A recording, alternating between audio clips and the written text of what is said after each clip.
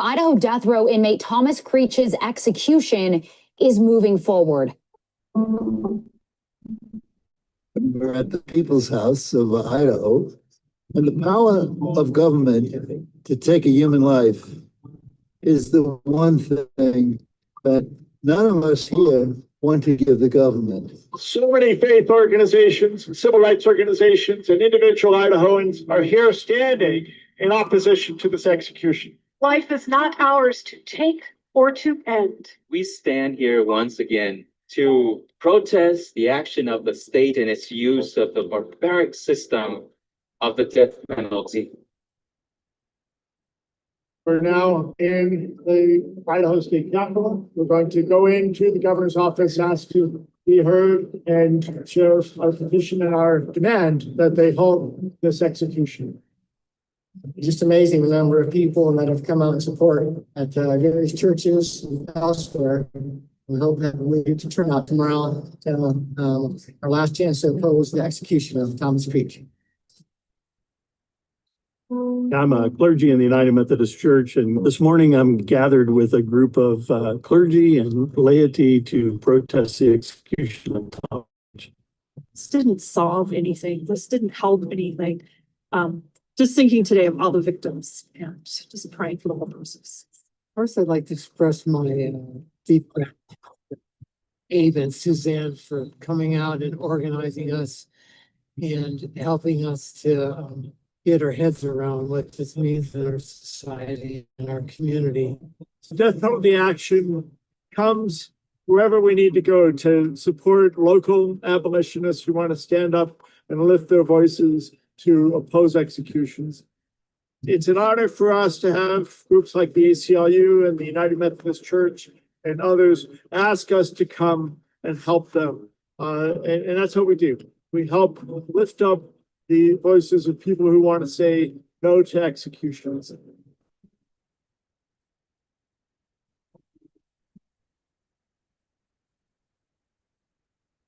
And welcome, everybody.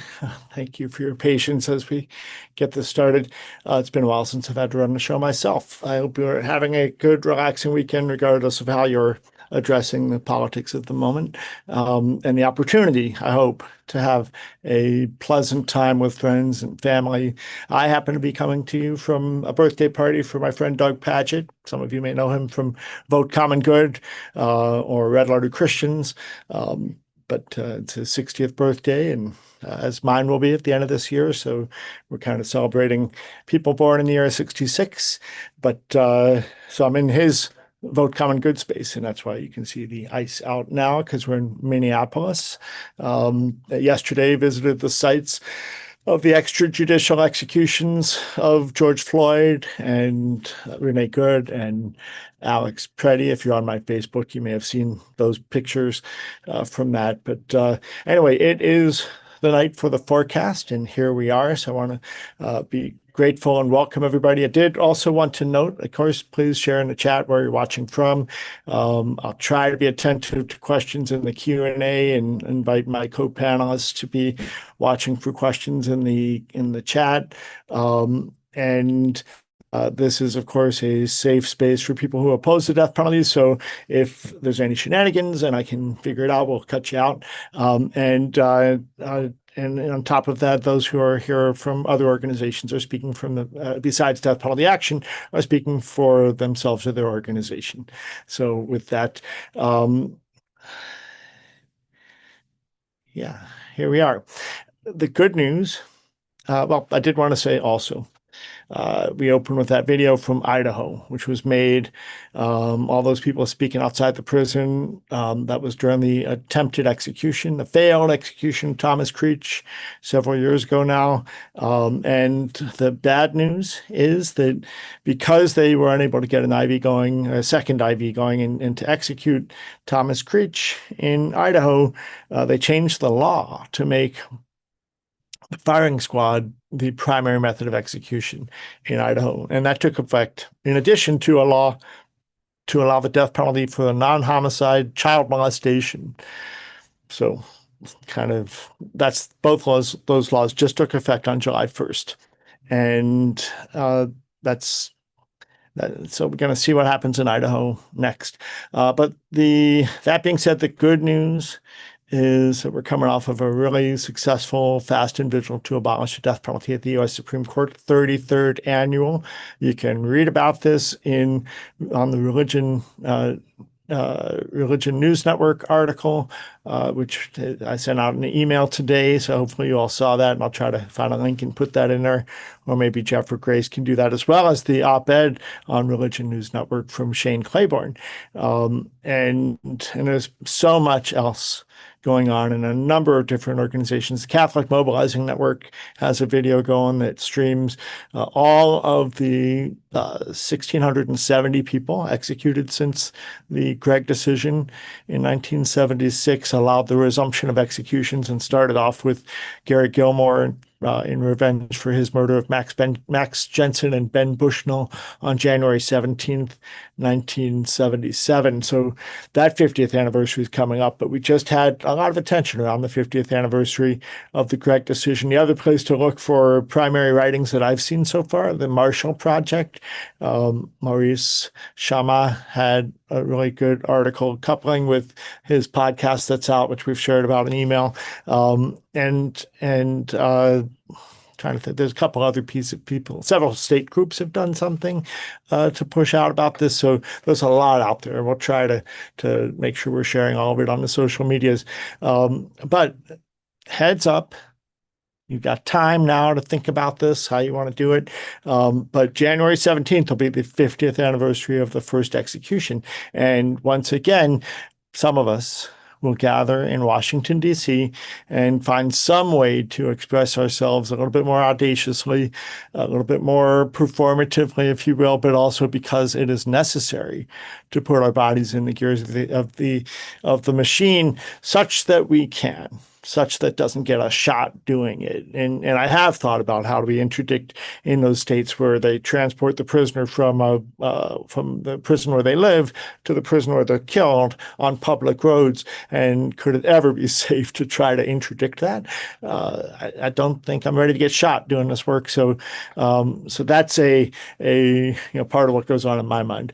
In any case, January 17th. So you want to think about being in DC January 15th or 16th for preparation and probably some event on the evening of the 16th, and then action on the morning of the 17th. And if you do decide to risk arrest with us, then you need to plan to not leave until the 19th, or have a vehicle with you, because if you get arrested at the U.S. Supreme Court, then you're going to spend the night in prison. That's our experience.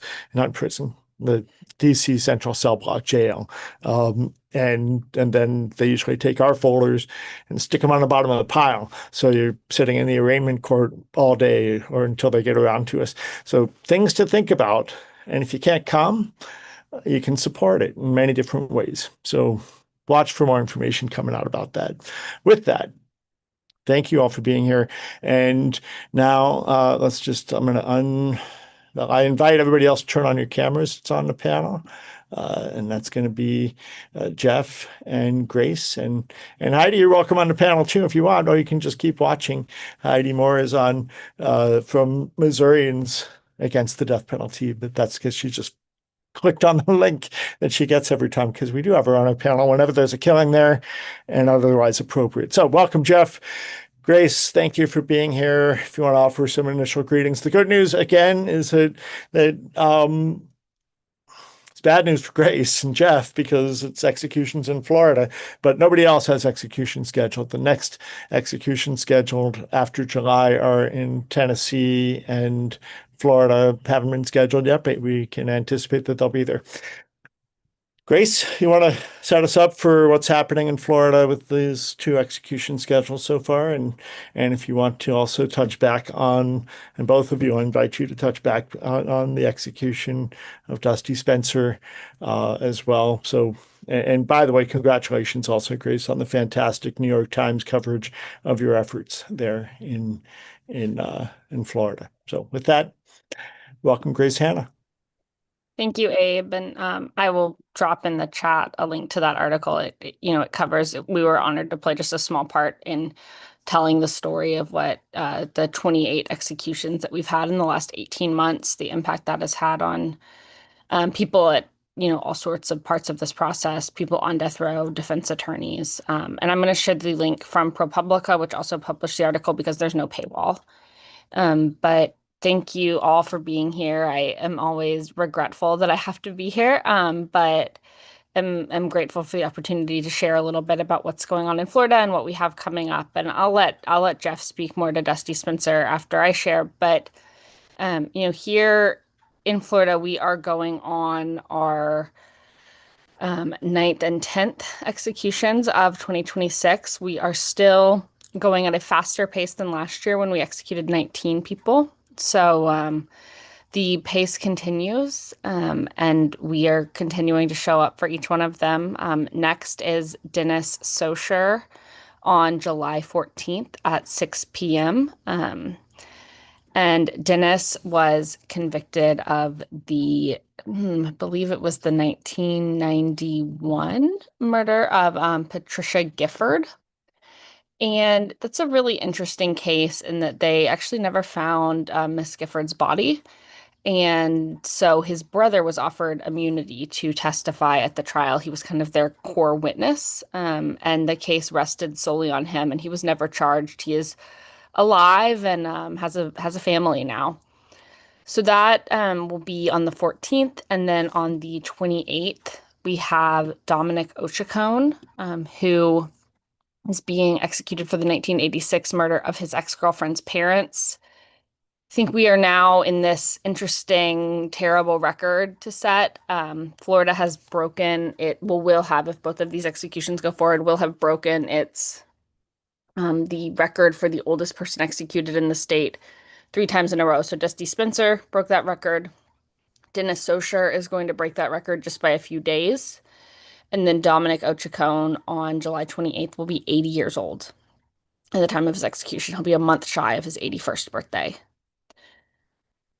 I think every execution is senseless. I think that there's something particularly senseless about a man who functionally is dying, right? People do not live into their 90s in prison typically. This is a man who is in poor health, right? All of them have been. And so as we look towards those, we're also just working on other issues here in Florida. And I think sometimes with the executions, it can seem like that's all that's going on, but there's lots of other things happening as well. And one of them is that there's a really powerful book coming out, and I'm going to drop it in the chat, a link to some book tour events and to where you can pre-order the book. And it's called Catch the Devil. And it tells the story of, I guess the simple way to say it is the story of a con man who went around the Tampa Bay area putting people in prison, including a man named James Daly, who has always maintained that he did not commit the crime that he was sent to death row for. So that book comes out on July 12th, and the author is going to be touring around the country. I really encourage you all to read it and tell your friends about it and go to an event if you are able to. And I'm thinking what else is going on. We expect there to continue to be death warrants here in Florida. You can find kind of the most up-to-date information on that at our website, which we just relaunched. So you can go to fadp.org and sign up for our updates and also take action. We have a section called Execution Hub where you can see everything that is coming up and sign our petitions and also find information about the vigils that are going on. So I would encourage you all to do that and just generally stay engaged with us. We try to send emails pretty regularly without overwhelming you. And yeah, I think that's all I've got. But grateful that all of you are here, and sorry that we're kind of the only show in town this month. And you know what? It's actually nice because we don't have to go on for an hour and a half as we often do with these things. So, Jeff, maybe you could greet us all and introduce yourself for those who don't know you, and share a little bit about Dusty, and then I guess Dennis, is it? Yep. Yeah. So, thank you, Abe. Thank you, Grace. My name is Jeff Hood. I'm a spiritual advisor to um, guys, gals all over the country who are on death row. Just a few weeks ago, I was with Dusty Spencer when he was executed in Florida. He was the 12th person that I accompanied to their execution. And one of the striking things about that moment in particular was the fact that I didn't know Dusty all that long. I knew him maybe 6 weeks, 5 weeks before that, and he had basically grown to a place where he didn't have a whole lot of people, and a lot of the people that he cared about, um, just really didn't care all that much about him. Is about the best way of saying it. We see this a lot. I feel like with these guys, the longer they're on death row, the older they get, the further they grow apart from a lot of the folks that they know on the outside. And so by the time we got to the execution chamber, it was me and Dusty. His lawyers weren't there by his choice. He didn't have any family there, and it was a very sobering experience for him to ask me to join him in that space. And when we went in the chamber, um, he remarked about how cold he was, and you know, having seen a lot of executions at this point. I was telling Abe earlier, there's a difference between seeing someone that is younger and fit and healthier, um, as opposed to seeing an old man lying on the gurney. And it's not that one is better than the other, of course not. Not that one should die and the other should live, of course not. But it is really disturbing to walk in and see basically a grandpa, Peepaw, whatever, Paw, whatever one would call their grandfather, laying there on the gurney. But I think that in his shivering, in the coldness that he was experiencing, and then seeing his lack of teeth and opening up, and just seeing like this is an old dude, like and seeing all of this in that space. It had a real effect on me because it was very clear. A couple of things were very clear. One is there is no harm that Dusty Spencer could have done to anyone. He could barely walk. In fact, he had so much difficulty walking that the visiting area is pretty far from the execution chamber and the death watch chambers, that he had a very difficult time walking from there to the visitation area for us to even be able to interact. I think the second thing is, in there's a mirror right above the gurney where I can see all of the people, all of the witnesses who are there. And so I'm sitting in a chair and I'm facing him, and I can look up and see all of the witnesses. And I saw what I think was one of the victims' family members, and he was smiling and happy that Dusty was being executed, and that has really stuck with me. Um, how is it that we have gotten to a point as a society where we enjoy watching the murder of each other, the killing of each other? And I think lastly, one of the things I wanted to say is that this is my second time in Florida, being in the execution chamber. And one thing that's unique about Florida, when you're a spiritual advisor, you're constantly calling and going through the warden's office, and you're interacting with people who are in that office. So on some level, you kind of get to know like the warden, the executioner, the secretary. And so they're not just these figures that are, easy to hate, I guess is the best way of saying it. And Abe, of course, has spent a lot of time introducing me and everybody else to these figures in Ohio who are corrections officials who um, their humanity starts to come through, and you begin to develop these relationships. Ron McAndrew, who has recently put out a couple of writings, I'm sure Abe will put in the chat. Um, I guess the point is that um, there's just a humanity, a nexus of humanity that was just sort of circulating through the entire experience. This idea that these corrections officials I have a relationship with them. This idea that this victim's family member is so hurt that he's happy to watch this old man die. And then this old man who, could harm no one laying on the gurney and being killed by the state of Florida. Again, a nexus of humanity. And the last thing I'll say about Dusty's execution is there is one person in particular who was not there, who was not comforting the corrections officers, who was not there for the victim's family, who had no interest in anything to do with Dusty, and that's Governor DeSantis. Here is the person that is perpetuating this drive for executions, one execution after another, after another, after another, and yet he is so distant from what it feels like, the pain that it causes, the hurt that it causes, the horror that spiritual advisors are being subjected to. And I think that my experience there in Florida doesn't just speak to that moment, it speaks to this much wider disconnect between the person who says, kill them all, and the people who are actually having to be present when someone is killed.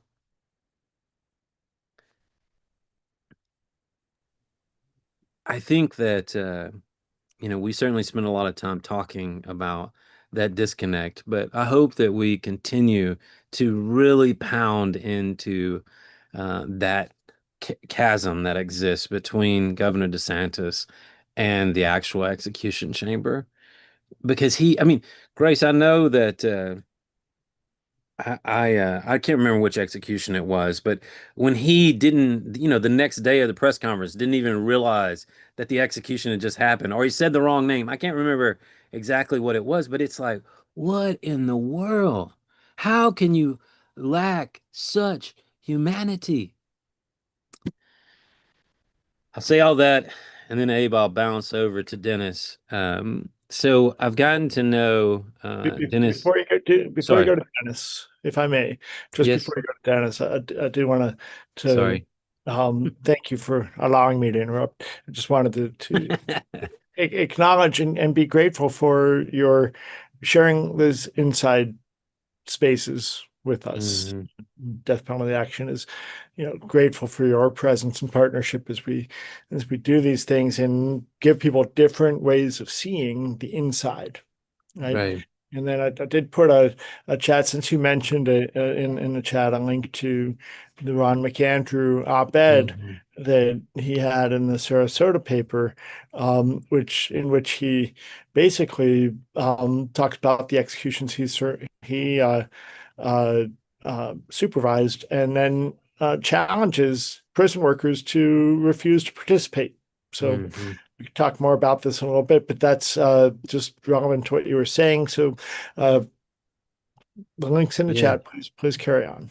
Yeah, and to speak to Ron McAndrew, when you go into, and I sent Abe this picture, but when you go into the office there at Florida State Prison, they've got pictures of all of the former wardens, and there amongst all of the others is Ron McAndrew, and it was very sobering for me to see his picture up there and to know that he is here with us trying to stop this.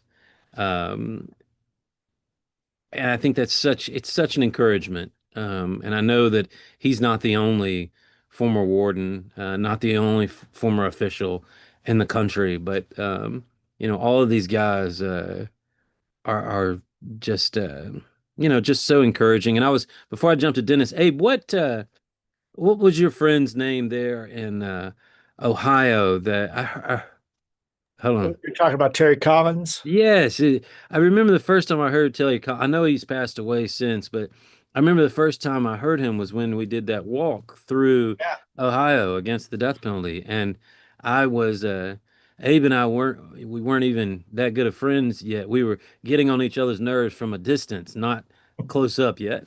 And Even that during that walk, we walked 80 miles from it was the death row well, the execution facility at Lucasville, it was a and long ways. up all the way up 23 to the state capitol in Columbus. It was a long ways. But I remember hearing Terry Collins, and he was former warden of the prison where former executioner, prison warden where executions happen. And I just remember being so moved by his words. And he wasn't all that eccentric of a speaker. He had kind of a monotone way of talking, but Very matter of fact way of talking. But I think not to get too religious, but I do think that it speaks to what God can do with our hearts. And it speaks to the fact of where we are is not necessarily where we're going. And people can change. Yeah, well, Terry was doing a job. He came into the prison as a social worker, rose up to being the head of the Department of Corrections. Over time, supervisor was present to 33 executions in Ohio and one in Texas when he was sent to get some training there. But the amazing thing is that not just him, but the guy that took his place afterwards, Gary Moore, and the guy before him, Reggie Wilkinson, all heads of the Department of Corrections in Ohio, the Ohio ODRC, Rehabilitation and Corrections. They all left that work and joined Ohioans to stop executions and the movement to abolish the death penalty. And a couple of things that Terry would say in his speeches was one, just that he knew he was not alone. And we especially learned that when we walked through Chillicothe, Ohio on that walk, Jeff. Terry spoke in his own community, and that because he lives there. That's a prison town. That's where the current death row resides in Ohio, and most of it. Some of them are up in Ohio State Penitentiary near Youngstown. But in any case, so he spoke in a church one evening, and we had great newspaper coverage of the local papers on the front page. And I was worried that Terry might be getting abuse. And when I finally saw him the day that was published, he said, no, I'm getting all kinds of calls of people thanking me for saying the things that they can't say because they're still in the system. And I think Ron McAndrew would say the same thing. People that he knows who followed in his footsteps, who were part of the team when he was there, have also confided in him that they are happy for him speaking out. It's not for them to do. They can't, don't have the chutzpah or whatever, or just don't feel safe.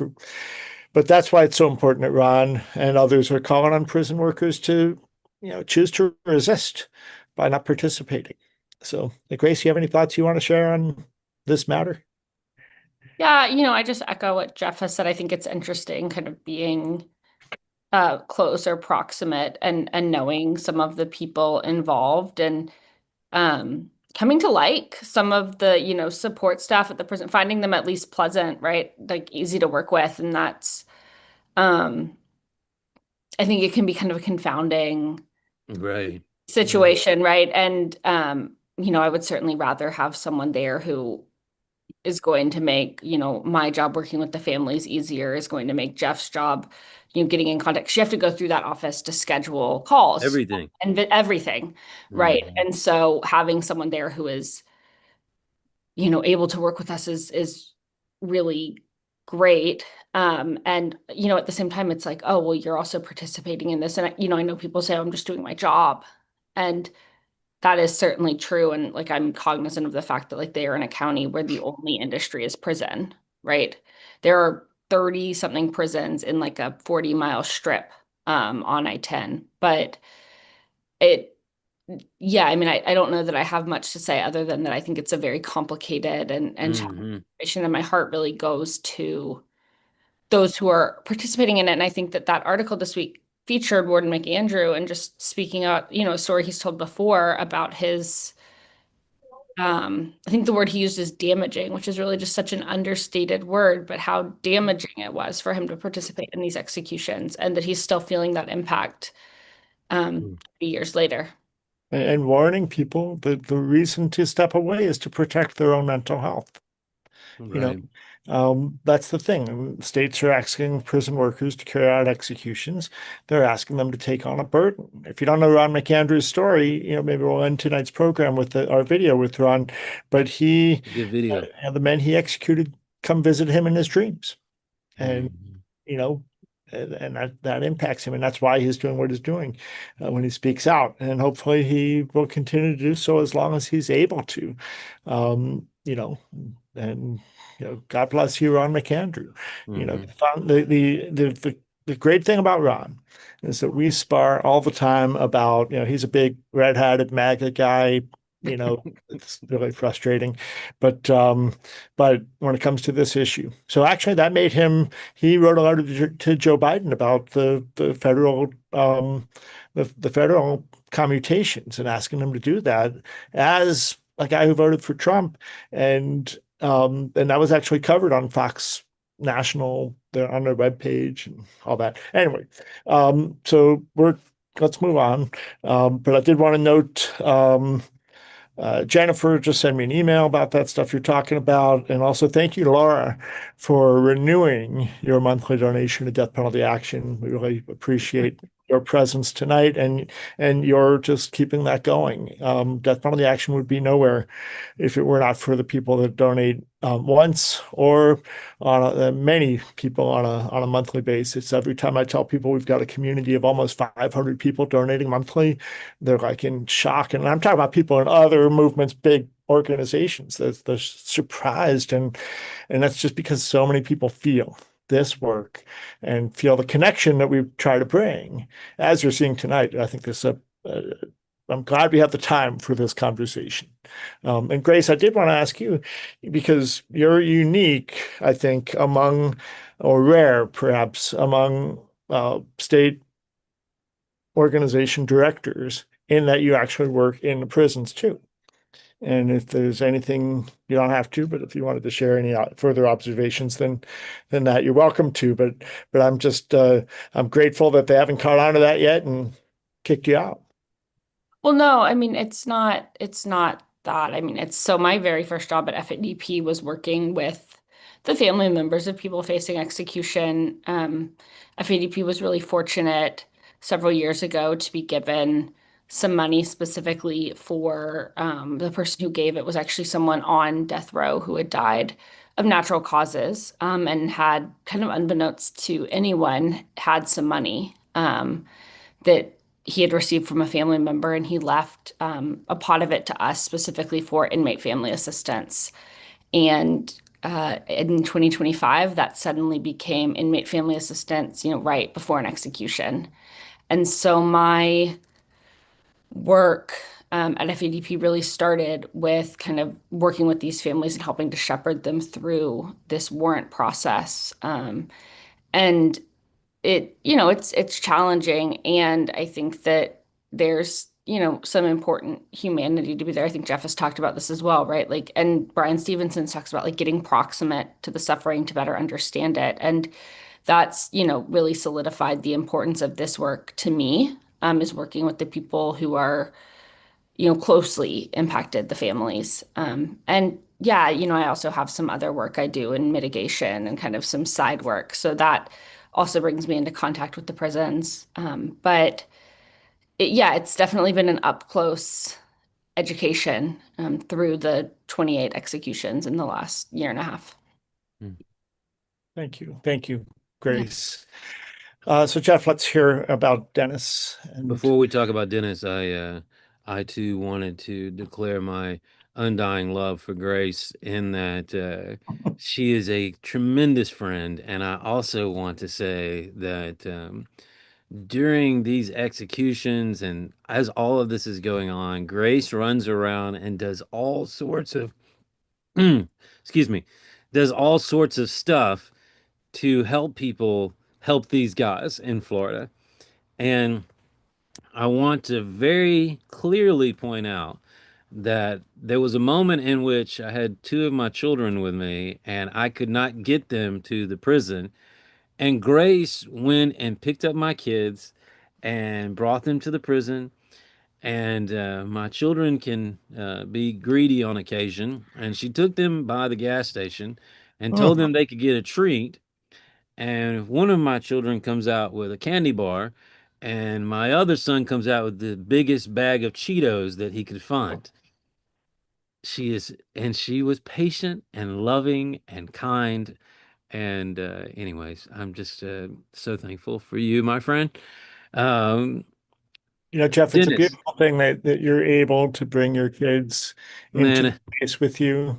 And we've got, just so everybody knows, we have too many kids. We have 5 kids. I've got twins that are 14, a 12-year-old, and twins that are 11. Some of them have special needs, and there's a lot going on. So, anyways, I most of the time my kids are with me when I go any of these places. at least some of them. My kid turns 21 next week, and I'm just grateful. One, I mean, you talk about five, and I had to wrangle just one. But anyway, sorry. Well, Let's. well, Dennis. So I've gotten to know Dennis just recently, and I know he has a very special relationship with Bridget Maloney and with FADP. Would be remiss if I didn't at the very beginning of this talk about how Bridget, he's really into squirrels, and Bridget sends him pictures of squirrels every single day. And that means that the lady in the office who hands this stuff out is printing off pictures of squirrels every single day. And what, again, these people are actually quite kind. But what is interesting to me about that is that you have guards who are passing out pictures of squirrels. You have, officers who are approving pictures of squirrels, meaning it's incredibly, incredibly humanizing that, I mean, this dude just likes squirrels. Um, so Dennis is, he has a really amazing disposition. He told me from the very beginning, Jeff, I know you like to cause trouble, but I don't want to cause no trouble. I'm good. I feel good. And I ain't trying to have you make me feel not good because they get mad at me or something like that. And he just is this kind of go along, get along kind of guy. But we've gotten a chance to really get to know each other through phone calls in the last couple of weeks. And he waited too late to ask them for me to be in the chamber with him, which is sort of ridiculous when you think about it, especially considering I was in their chamber like 2 weeks ago. Um, I don't know how I would develop an ability to be a security threat within that short amount of time, but that's another story. But Dennis, one of the things that we found out is he lived in Atlanta for a little while, and I think a lot of people don't know I grew up in Atlanta, and we were able to talk about a lot of the same places and restaurants and parks and places that he'd been. And another thing that's very interesting about Dennis is that he was on the run for 5 years after he committed the crime. And so you don't meet a lot of these guys that are on the run that long after one of these kind of crazy, really intense moments or crimes. But I say all of that to simply say that this is an interesting dude, and he's a nice guy. He wants people to know that he's okay. That's what he keeps telling me. Tell everybody I'm okay. I'm okay. Um, but he told me when we talked last week, we were getting off the phone. I said, I knew that tonight was coming. I said, is there anything you want, some of these folks to know that I'm going to be talking to? And he said, yeah, man, life is beautiful. Life is beautiful, man. Life is beautiful. Let them know it. Life is beautiful.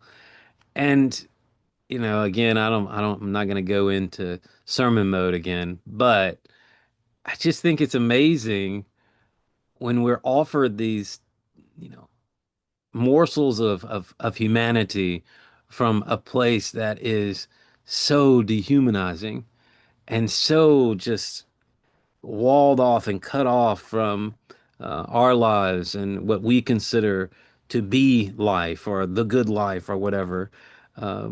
But Dennis very much wants people to know that he's living the good life, he's happy, and he's going to stay that way. Thanks. Thanks so much, Jeff. So a couple of updates, and this is the time. If you've got a question or something you'd like us to address, put it in the chat or use the Q&A. But I did bring, of course, I want Grace to talk about Mr. Duckett, and also just note the note in the chat about the funeral for Raymond Johnson, who was killed in Oklahoma now, 6 weeks ago or so. But the Manchester, Indiana Church of the Brethren is having a funeral for him on the 11th, and he'll be interred there. His ashes will be in the community that was his for much of his incarceration. So thanks, Nan, for sharing about that. Grace, fill us in with Jimmy Duncan. Yeah, I'm going to speak a little bit about James Duckett. So by way of background, he was originally scheduled for execution on March 31st. This is a man named James Duckett. He was convicted of a murder in Lake County in, I believe it was 1991, and Lake County is kind of a rural part of Central Florida. He was a police officer in that county. He was one of 2 police officers in the town, and he has always maintained his innocence. And there's, lots of evidence to support that innocence claim. It was purely, circumstantial. There was DNA evidence in the case that they had not been able to test because the technology just really didn't exist. And then when his warrant was signed, it was kind of like, okay, well, the time for waiting is over, right? And so they went ahead with the test they went ahead and requested the test. And under Florida statute, the state kind of gets the first shot at doing the testing through their own lab. And so it's called the FDLE lab. And the FDLE lab looked at the evidence, and they said, we think that there might be something here to test, but we don't have the technology to do it. And so it went back to court, and there was this whole back and forth about, okay, well, what lab should do the test? And ultimately, the judge, at the urging of the state, agreed to send the test, sent the evidence to a lab in South Florida that could do it more quickly, right? So I think they said they could do it in 1 to 2 weeks. And that lab ended up using a test kit that was meant for genealogy. I've been jokingly saying they did 23andMe, which is that's not quite it, but they did a genealogy test, and it did not get all of the data that would be necessary to really do a full analysis. So that result came back as inconclusive, and the state said, well, it didn't exonerate him, so we can go ahead with the execution. The Florida Supreme Court went back and said, no, you need to give the defense the full underlying data from that test so that they can have an expert analyze it.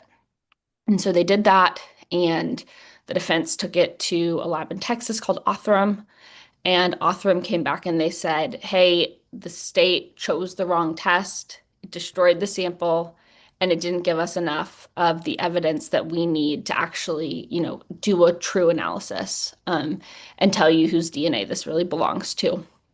So currently, Mr. Duckett he's not under an active death warrant. There's still a stay of execution in his case, and the legal, the semantics of that are kind of odd, and I don't fully understand it, but there's a stay of execution in his case, and he has 2 other kind of appellate matters before the Florida Supreme Court right now, about the DNA and kind of who still has jurisdiction over the case. And so we are waiting for the Florida Supreme Court to rule right now. They do take a July break, but they don't publish when that starts. So they could be on it, they could not be on it. So that ruling could really come any day, or it could come, in the fall. We just don't know.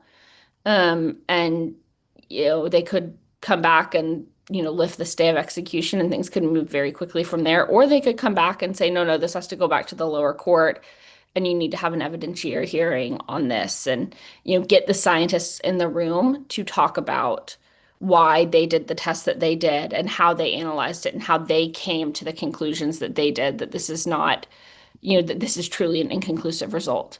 So really still in a holding pattern with Mr. Duckett. He is hanging in there. And I say though to people, every day that he is on death watch and waiting, and it is, I'm sure, terrible for him. But every day that he's there is saving the life of another person. And despite that, despite him being there taking up a death watch cell, they're still going at a faster pace than last year. Can you explain what you mean by he's saving the life of other people? Yeah, so in Florida, once someone's death warrant is signed, it's a 30-ish day clock to execution, and they are immediately moved to Florida State Prison, which is across the street from where they're usually held.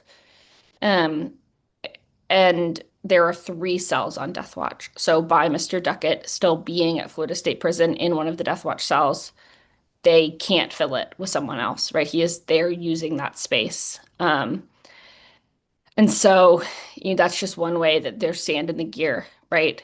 I think that just speaks to, in Florida, really unlike other states, there's no rhyme or reason to who was chosen for execution when. There might be rhyme or reason, but it's not public. The governor is not required to explain his choice to anyone. And so, Duckett being there is stopping them from just showing up at another person's cell and telling him to come with them and, going over there. So that's really the long and short, is that there's still no meaningful update on Mr. Duckett, but there could be one tomorrow. There could be one in September, and we'll just have to see. I was going to say really quick, just to jump in, that when I was down there visiting Dusty, I got a chance to interact with Dusty, Dennis, and Duckett in the little area. And again, another one of these interesting moments in which the guard was very kind and let me, have those interactions. But I was very struck by how, despite the dread of the place, they all were in a place of trying to lift each other up. And one of the jokes that they were making was just how terrible each other's choices in television shows were. And again, a very human. I mean, I get mad at my kids for television shows, but my point is a very human thing to be frustrated about, and yet they all. I mean, they're doing the best they can in the worst possible space, and I think that says something amazing about these people. Yeah. Thanks, Jeff. Yeah. Pat, if you send me an email, I put this in the chat to you too, that Pat was asking about getting a copy of the chat, and you can send me an email and I can send it to you after the show or when I get around. I'm looking at my email. I'll be taking the next couple of days off too, I hope. So let's see, we can talk about Alabama in a moment, but Bill Kissinger has joined us, and let me just share his Substack link. And Bill, you want to introduce yourself a little bit and tell us the good news for Jimmy Duncan? Thank you. I apologize if there's any breakup in my video or my audio. We're having significant storms in Baton Rouge right now. It sounds good right now. Okay. So my name is William Kissinger. I am a formerly incarcerated man. I worked for a number of years as an inmate counsel on death row, and I very strongly oppose the death penalty, and not in just some cases, but in all cases. So the bare humanity of the issue. And speaking of the humanity, the squirrels thing was amazing, because that's an example of the humanity that these people have. And the TV thing, it all comes down to the same thing. We're all one people. Okay, so on Jimmy Duncan, there are some ups and downs in this. The downs is the mental and emotional state that Jimmy is in. The ups, of course, is that just a month or so ago, the Supreme Court finally released their decision on Jimmy. And This would Louisiana be the Supreme Court. Louisiana I mean, Supreme Court. right, That's the yeah, Louisiana Supreme Court. correct. And here's the thing. I watched and listened to the entire oral arguments in that case, and it was horrific.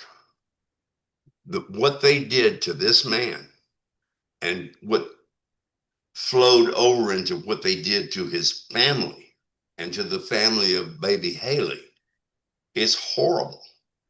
It is just horrible.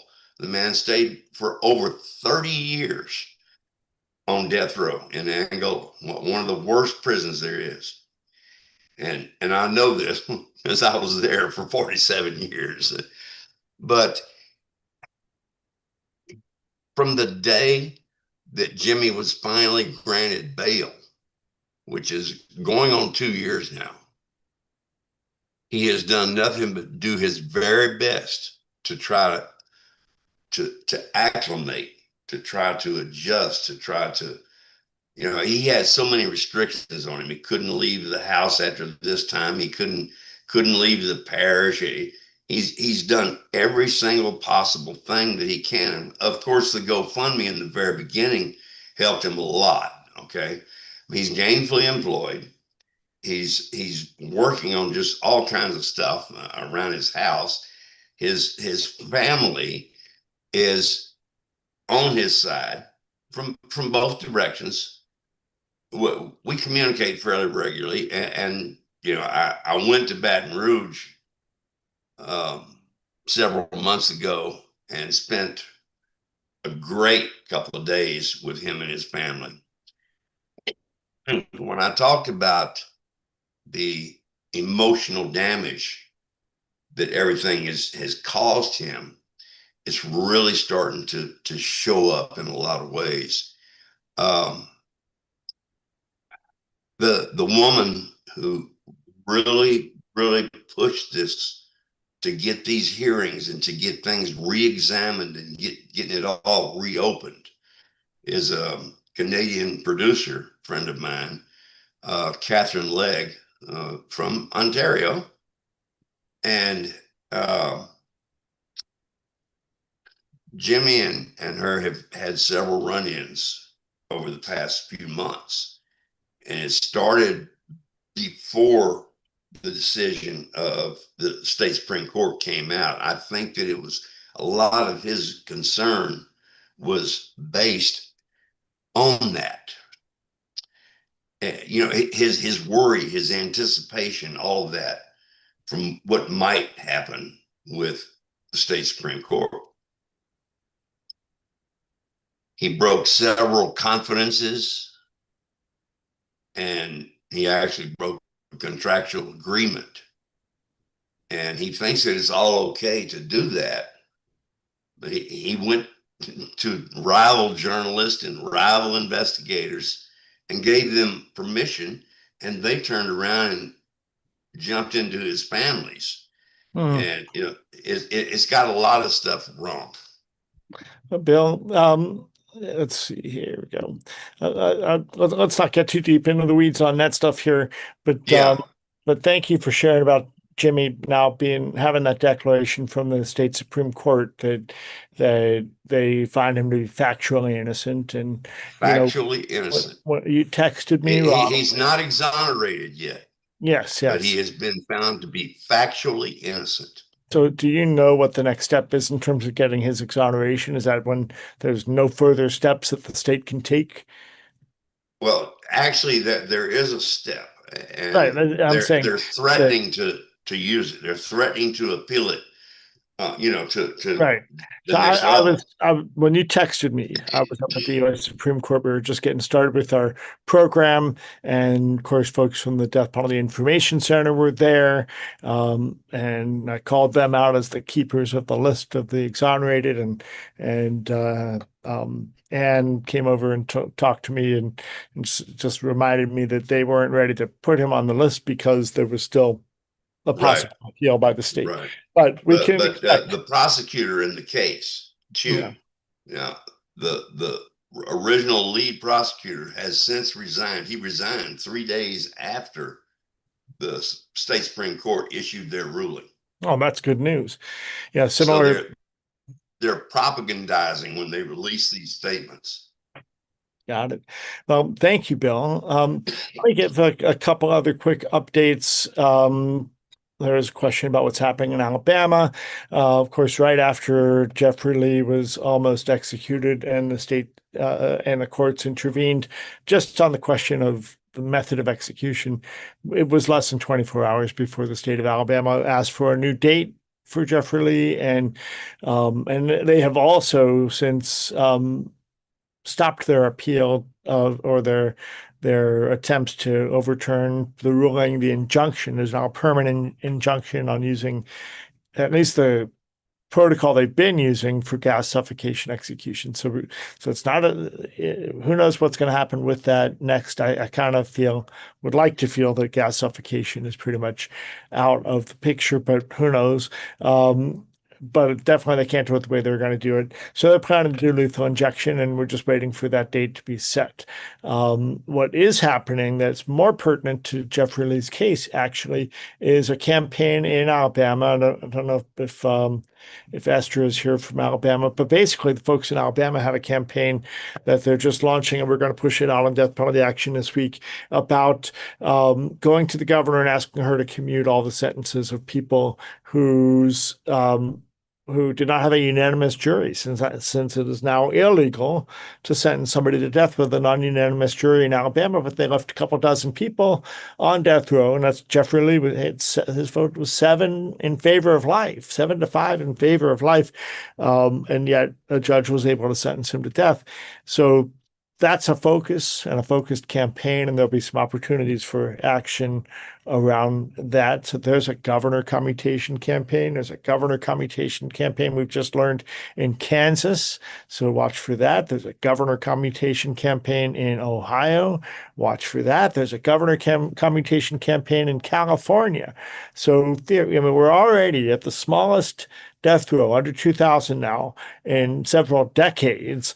And gosh, if California, Kansas, Ohio, and some of those in other states like Alabama were to be removed from death row, that'd be close to 800 or 900 people taken off of death row. But some portion of that we know will be happening in some of these states. We hope, and we know, and we need to be advocating for that. So that's those states. Tennessee, of course, we're still waiting to see what they're going to do in terms of their next execution, which is scheduled in August. I can tell you, unless there's a stay, then we'll be doing a March for Mercy again on the Sunday before that. I think it's August 9th. And so there's that.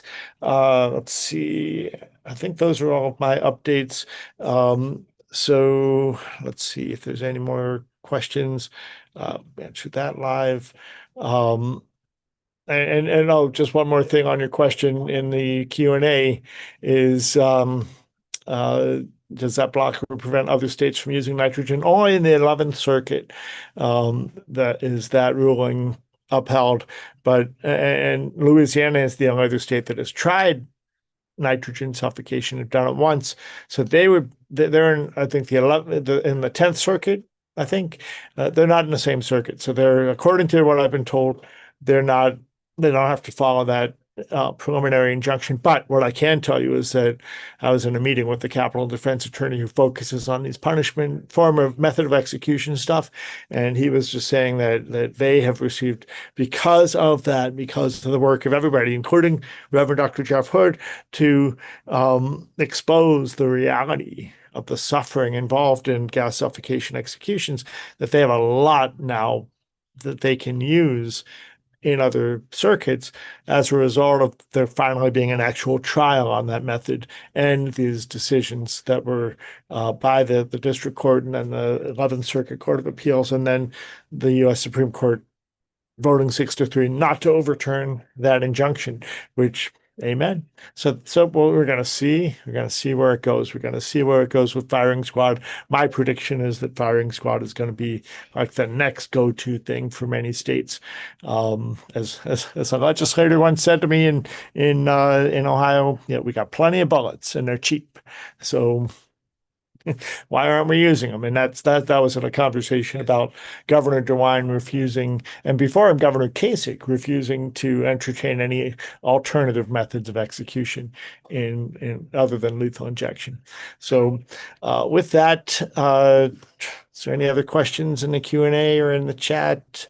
I thought thanks, of course, to Carol Torres for reminding us about the situation in Tennessee, where they had that botched execution and that's being challenged. And there's a call, actually last week, a call from Republican leadership in the legislature who are not opposed to the death penalty, but they want an investigation into what happened with the Tennessee Department of Corrections and their failure to expeditionally to execute. Oh gosh, I'm blanking on his name, but that last execution in Tennessee.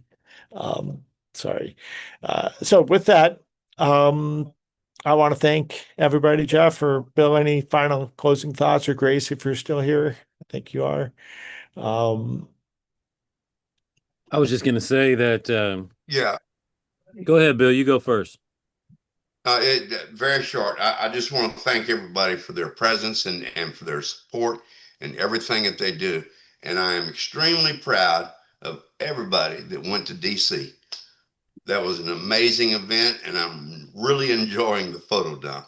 And also, my speaking about Jimmy's thing is just to forget people to understand the pressures that he's under. That it puts everybody under. And thanks. Thank you, Gabriela, for putting the clemency campaign for California link in the chat, and Tony and Trelia for reminding me of Tony Carruthers' name, and to answer your question, Beth, about what's going on in Idaho and the new facility, we believe it's completed. We continue to ask the corporations that made that facility. In fact, there was just an article last week in a newspaper affiliated with the Chicago Tribune from Northwest Indiana about the new prison in Indiana was built preemptively with a firing squad facility within it. The prison isn't even open yet, but they went ahead and built that. So as to what's happening in Idaho, I anticipate dates being set, execution dates being set for Thomas Creech, maybe for Gerald Pizzuto.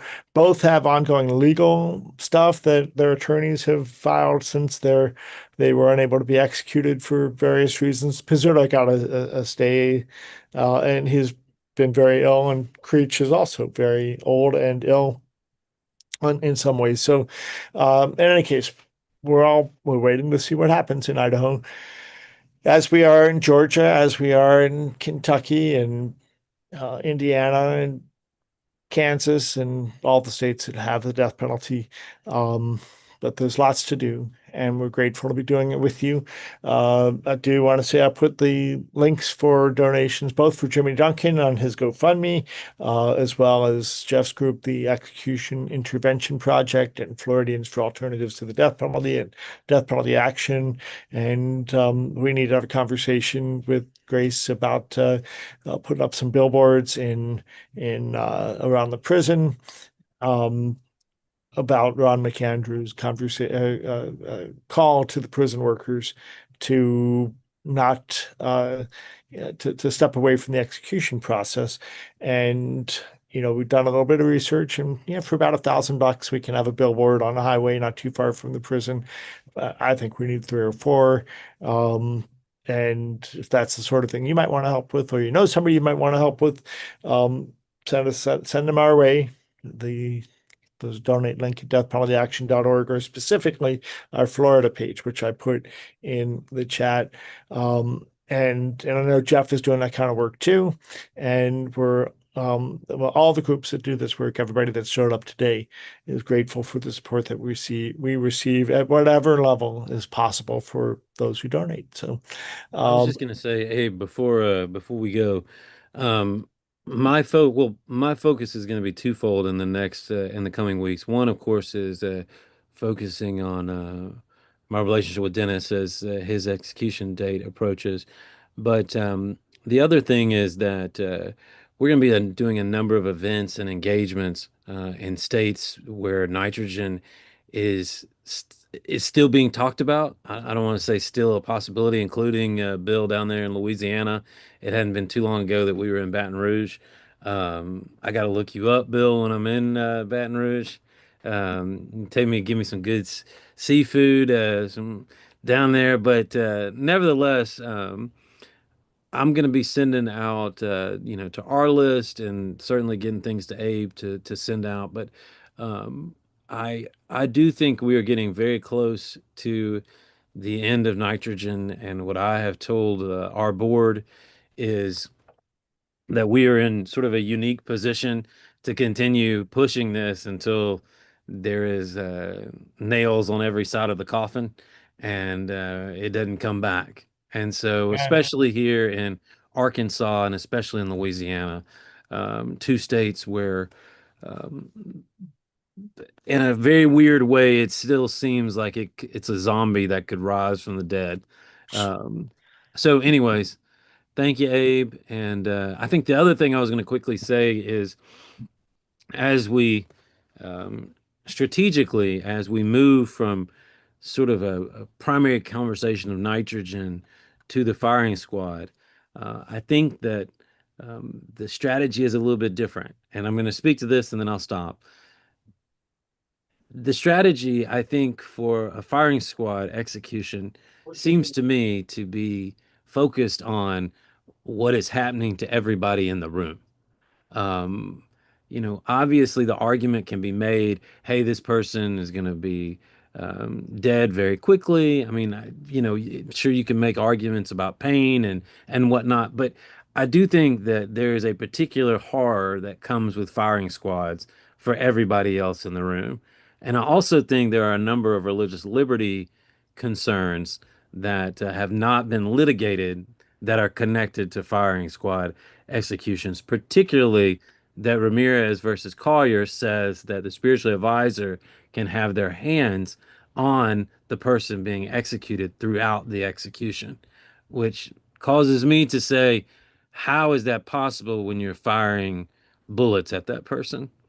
Anyways, more to come, my friends, more to come. Sure. When you're talking about marksmen or expert shooters who in Idaho, they're going to use certified expert shooters who are law enforcement. You would think they'd be able to, from 15 or 20 feet, hit a pretty tight target and not miss. But Jeff, I guess we'll see how that goes. I don't want to trust those guys, man.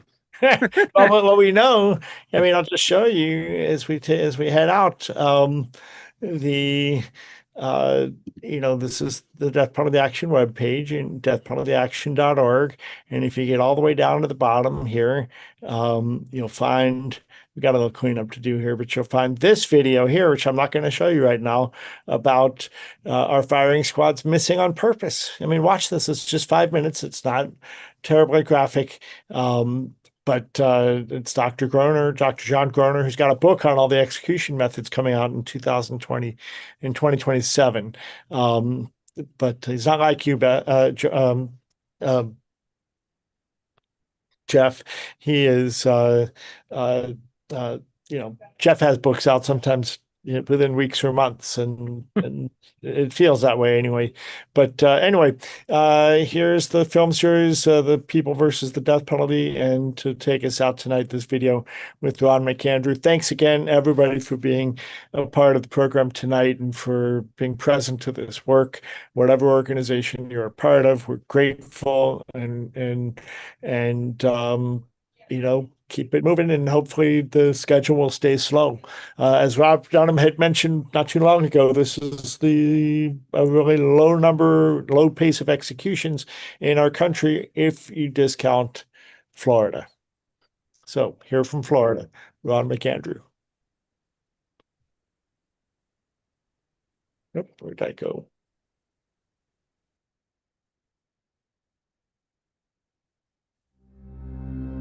I grew up on a small farm. There was a lot of Bible reading in front of the fireplace in the evenings. An eye for an eye and a tooth for a tooth was often used not just as a quote from the Bible, but it was an expression that we should use and believe in. And I did. I grew up supporting the death penalty simply because I thought it was the right thing. That's what I was told. That's what I believed.